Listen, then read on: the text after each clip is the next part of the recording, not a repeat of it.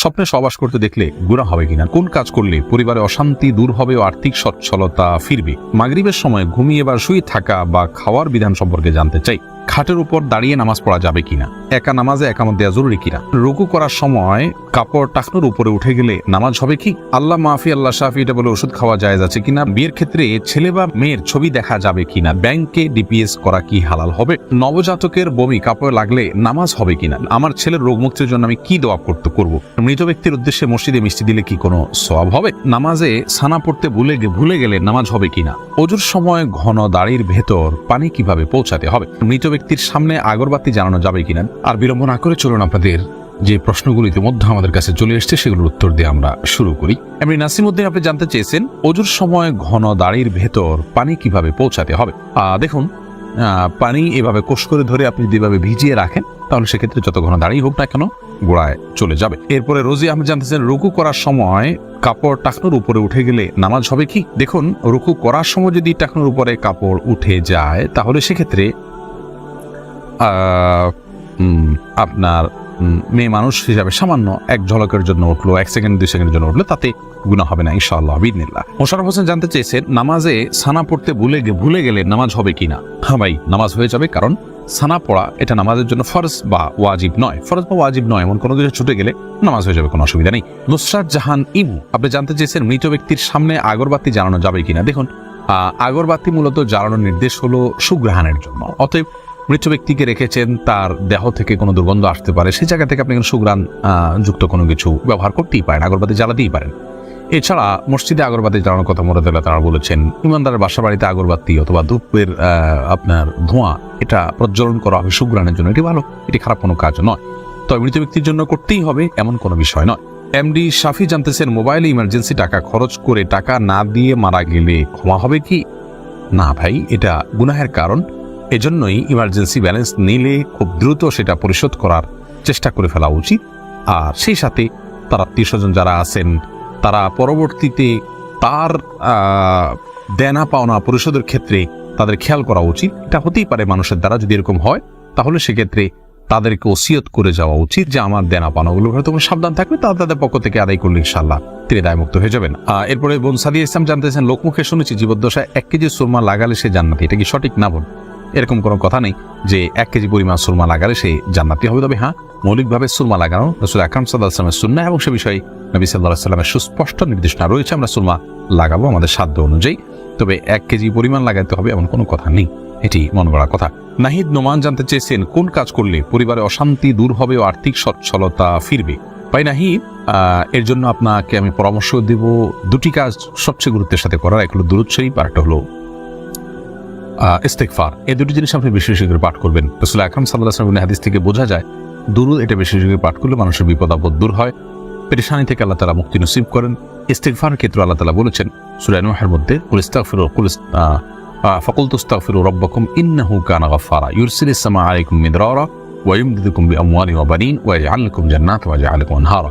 এই আয়াতগুলোর আলোকে অনেক মুফাসসিরিন ইকরাম, অনেক উলামা ইকরাম বলেছেন যে ইস্তেগফার বেশি বেশি করলে আল্লাহ তাআলা রিজিক বৃদ্ধি করেন এবং মানুষের রিজিকের অনটন দূর করেন। অতএব এই 2টি আপনি নিয়মিত করবেন, সেই সাথে আপনি খুব সিরিয়াসনেসের সাথে হালাল উপার্জনের জন্য চেষ্টা করে যাবেন, আল্লাহ তাআলা আপনার সমস্যাকে দূর করে দিন।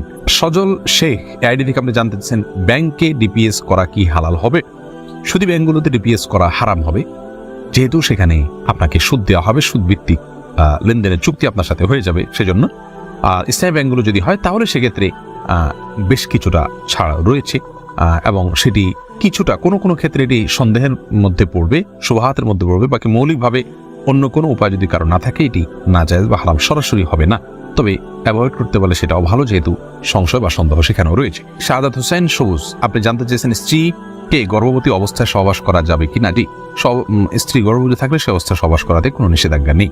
এরপরে ইস্তাব্রো বাণী এই আইডি থেকে আপনি জানতে চেয়েছেন খাটের উপর দাঁড়িয়ে নামাজ পড়া যাবে কিনা।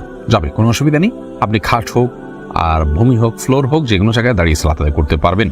আপনি স্বাভাবিকভাবে যদি সালাত আদায় করতে অসুবিধা না হয় তাহলে সেক্ষেত্রে কোনো অসুবিধা নেই। হ্যাঁ, কোনো খাটের উপরে দেখা যায় যে ম্যাট্রেস বা ফোম থাকার কারণে অনেক দূর ডেবে যায়, যার কারণে রুকু সিজদায় তিনি ব্যালেন্স রাখতে পারেন না এবং সুন্দরভাবে সালাত আদায় করতে পারেন না, সিজদা সঠিকভাবে করতে পারেন না। এরকম যদি হয় তাহলে সেক্ষেত্রে তার জন্য খাটে দাঁড়িয়ে সালাত আদায় করা উচিত হবে না, এটা কমপক্ষে মাকরুহ হবে, অপছন্দনীয় হবে, তবে সালাত হয়ে যাবে। যেহেতু সালাত স্বাভাবিকভাবে করতে তার অসুবিধা হয়, শরীরে ব্যালেন্স ঠিক রাখতে পারে না, আরোগ্য চিন্তা যথাযথভাবে করতে অসুবিধা হয় এবং মনোযোগও ব্যাঘাত সৃষ্টি হয়, যার কারণে এরকম জায়গায় সালাত আদায় করা উচিত না। আর যদি এতটা নরম না হয় তাহলে সেক্ষেত্রে সাধারণ খাটে বা চকিতে সালাত আদায় করতে কোনো অসুবিধা নেই। সাইফুল ইসলাম জানতে চেয়েছেন, নামাজের প্রথম রাকাতে আউযুবিল্লাহ বিসমিল্লাহ সহ সূরা পাঠ করে প্রথম রাকাত শেষ করলাম, দ্বিতীয় রাকাত কি পুনরায় আউযুবিল্লাহ পাঠ করতে হবে না বিসমিল্লাহ পাঠ করলেই হবে?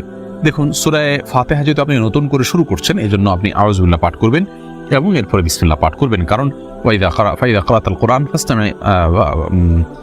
ফাস্তাইয বিল্লাহি মিনাশ শাইতানির রাজিম, আল্লাহ তাআলা বলেছেন কোরআন যখন পাঠ করবে তখন তুমি আল্লাহ তাআলার কাছে আশ্রয় চাইবে শয়তান থেকে। এই জন্য প্রথম রাকাতে আপনি সূরা ফাতিহা পাঠ করেছেন, এরপরে আপনি রুকু করেছেন, সিজদা করেছেন, তাসবিহ পাঠ করেছেন, অনেকগুলো কাজ করেছেন, আবার নতুন করে আপনি তেলাওয়াত শুরু করছেন, যার কারণে আপনি এখানে আউযুবিল্লাহ সূরা দুইটা পাঠ করবেন। আয়েশা আহমেদ, আপনি ইউটিউব চ্যানেলে প্রশ্ন করেছেন, বিয়ের ক্ষেত্রে ছেলে বা মেয়ের ছবি দেখা যাবে কিনা? দেখুন, ছেলে বা মেয়ের ছবি দেখা যাবে বিয়ের ক্ষেত্রে শর্ত সাপেক্ষে, আর সে শর্ত হলো ছেলে মেয়ের ছবি দেখবে, তার কোনো বাবা অভিভাবক অন্য কাউকে দেখাবে না এবং দেখার পরে ঠিক মুছে ফেলবে নিজের কাছ থেকে, এবং মেয়েও ছেলের ছবি দেখবেন এবং সেটি ফিতনায় পতিত হয়, ছবি দেখে বাজে চিন্তা হয়, বিবাহ ছাড়া আগ পর্যন্ত সেই সুযোগ যেন না থাকে, সেজন্য এটি রিমুভ করে ফেলবেন।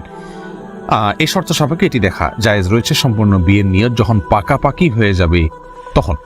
আর আজকাল যেমন হয়, আল্লাহ মাফ করুক, তথাকথিত অবৈধ প্রেমের ক্ষেত্রে অনেকে বলে যে আমার বিয়ের নিয়ত আছে সেজন্য আমি দেখছি, আপনি দেখেই যাবেন, এই অধিকার আপনাকে দেওয়া হয়নি। আপনি এক নজর দেখতে পারেন শুধুমাত্র জানার জন্য, বাস এটুকু, এরপরে আপনি সেটার কন্টিনিউ করতে পারবেন না। মহিমা মাহি, আপনি জানতে চেয়েছেন নবজাতকের বমি কাপড়ে লাগলে নামাজ হবে কিনা? দেখুন, বমি নাপাক, সেটা নবজাতক হোক অথবা প্রাপ্তবয়স্ক কেউ হোক, সবার বমি নাপাক, যার কারণে এটি লাগলে নাপাক হয়ে যাবে।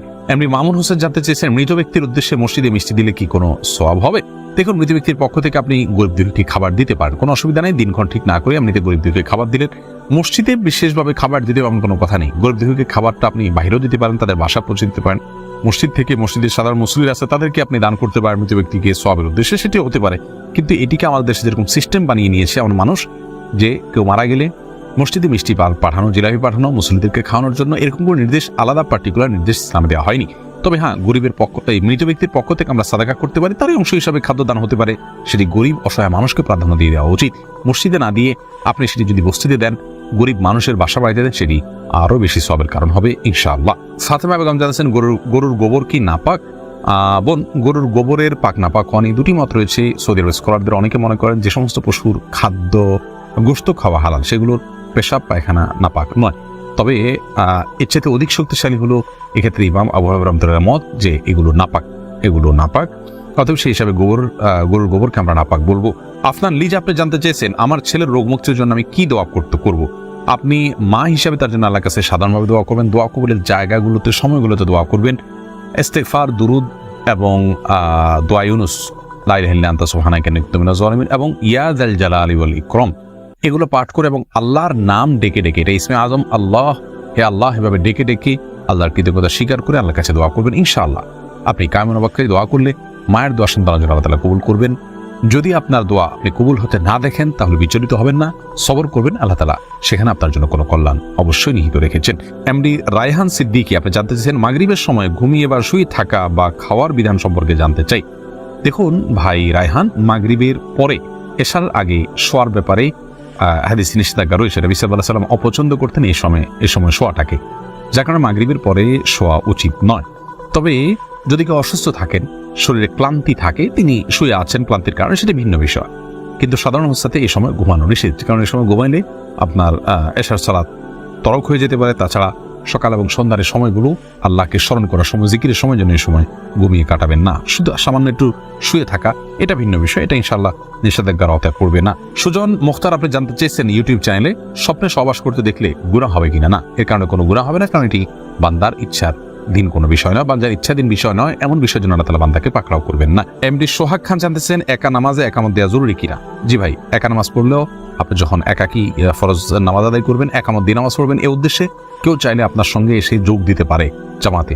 আমরা কিন্তু এটা অনেকেই জানি না। কেউ যদি নামাজ শুরু করে দেন একা একা, তে যদি জোরে জোরে তাকবীর বলেন ইমামতের নিয়তে, পরবর্তীতে কেউ এসে তাকে টাচ করে তার পাশে দাঁড়িয়ে জামাতে সামিল হয়ে যেতে পারে, যে কোনো পর্যায়ে, যে কোনো মাঝামাঝি পর্যায়ে এসেও সামিল হয়ে যেতে পারে। তাহলে সেক্ষেত্রে তারা উভয় জামাতে সালাত আদায় করার সওয়াব পেয়ে গেলেন। এরপরে মোহাম্মদ শাহিন আলম জানতেছেন, আল্লাহ মাফি আল্লাহ শাফি, এটা বলে ওষুধ খাওয়া জায়েজ আছে কিনা? এটা বলাতে তোমার অসুবিধার কিছু নেই, তো বিসমিল্লাহ বলি পান করলে যথেষ্ট।